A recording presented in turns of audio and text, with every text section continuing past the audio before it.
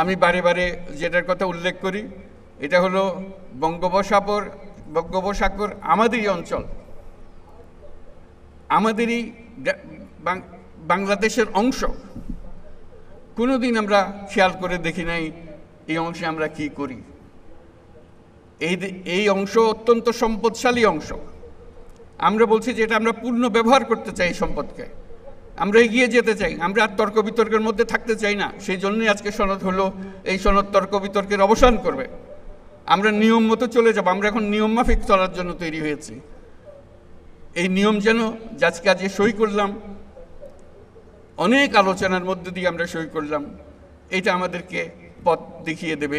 এই পথে আমরা চলবো, তাহলে আমরা এই যে সম্পদ আছে সেই সম্পদের ব্যবহার করতে পারবো। আমি বারে বারে বলছি যে আমরা যদি গভীর সমুদ্র বন্দর করে দিই, তাহলে সারা দুনিয়ার জাহাজ আমাদের বন্দরে ভিড়তে হবে। আমাদের পণ্য সিঙ্গাপুরে খালাস করে দিয়ে চলে যেতে হবে না, অন্য দেশের পণ্য সিঙ্গাপুরে খালাস করে দিয়ে যেতে হবে না, আমার দুয়ার পর্যন্ত নিয়ে আসতে পারবে। এবং অন্যান্য দেশের যারা সুযোগ দিতে পারবে না, তাদের পণ্য এখানে দিয়ে যাবে, আমাদের এখান থেকে তারা নিয়ে যাবে। কাজে একটা বিরাট সুযোগ। আর বঙ্গোপসাগরে মাছেরও তো একটা বিষয় আছে।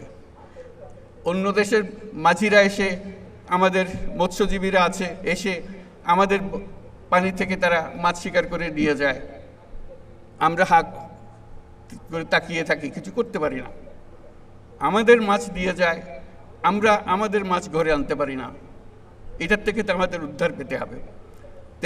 সেই বঙ্গোপসাগরকে মিলিয়ে, তার উপকূলকে মিলিয়ে আমরা সমস্ত বাংলাদেশ পরিবর্তন করে ফেলতে পারি। আমাদের পরিকল্পনায় যদি আমরা মাতারবাড়ি, কক্সবাজার সব কিছু মিলিয়ে, মহেশখালী সব কিছু মিলিয়ে আমরা যদি একযোগে বন্দর উন্নত করি, তাহলে পুরো এলাকা নতুন সিঙ্গাপুরে পরিণত হবে, এটা নির্ঘাত। বাছাইকৃত কাঁচামাল ও স্বয়ংক্রিয় ইউরোপিয়ান মেশিনে তৈরি হয় all time honeycomb, all time healthy life. আমরা আজকে যে কাজটা করলাম, এখানে স্বাক্ষর করলাম সবাই মিলে, সেটা দিয়ে আমার বাংলাদেশ পরিবর্তন হবে। এই পরিবর্তন সম্ভব হলো ওই গণ অভ্যুত্থানের কারণে, ছাত্র জনতার অভ্যুত্থানের কারণে।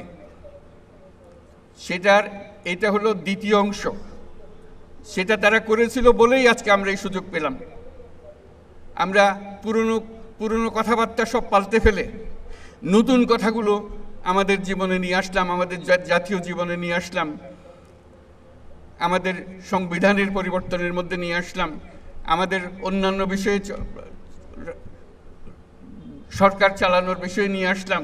অনেক বিষয় এসছে এই পরিবর্তনের ভেতরে।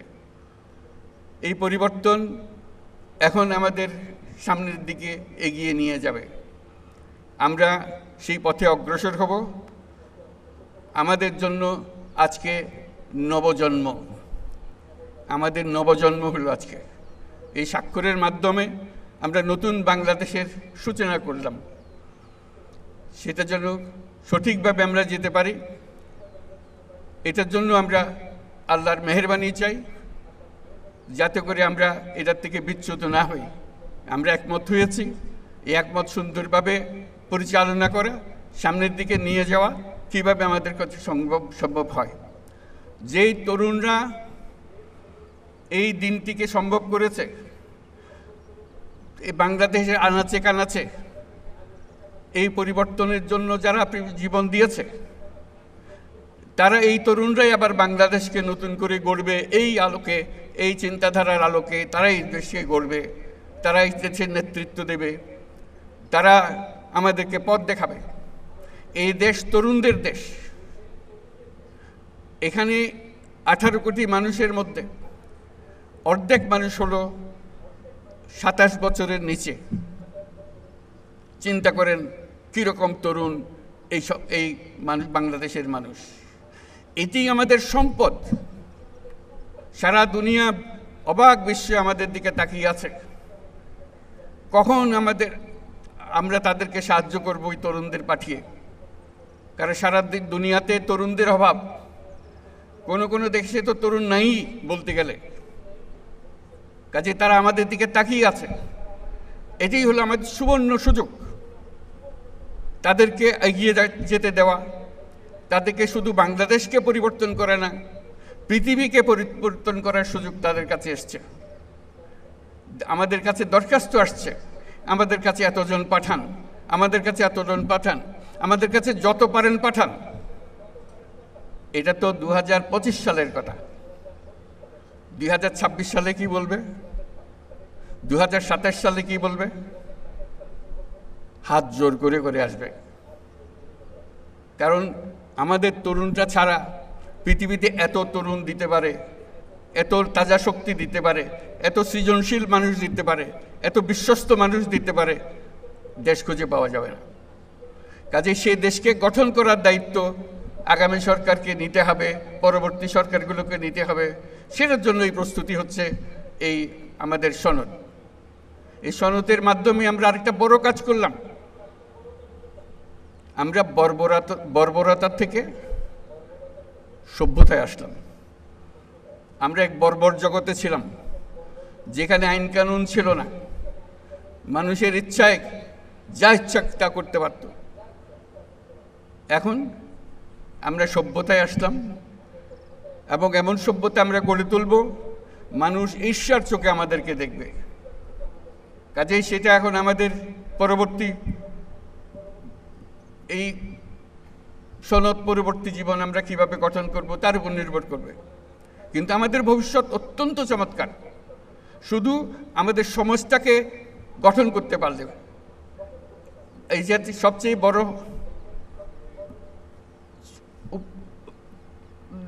কনক্লুশন যেটা এখান থেকে যেটা আমরা পেলাম, আজকে যেটা আমরা বুঝতে পারলাম, যে আমরা যদি একমত হই, যেভাবে আমরা হতে পেরেছি, অন্য সব কাজেও যদি আমরা একমত হই, এক পথে চলি, তাহলে আমাদের দেশ এটা অনন্য দেশে পরিণত হবে।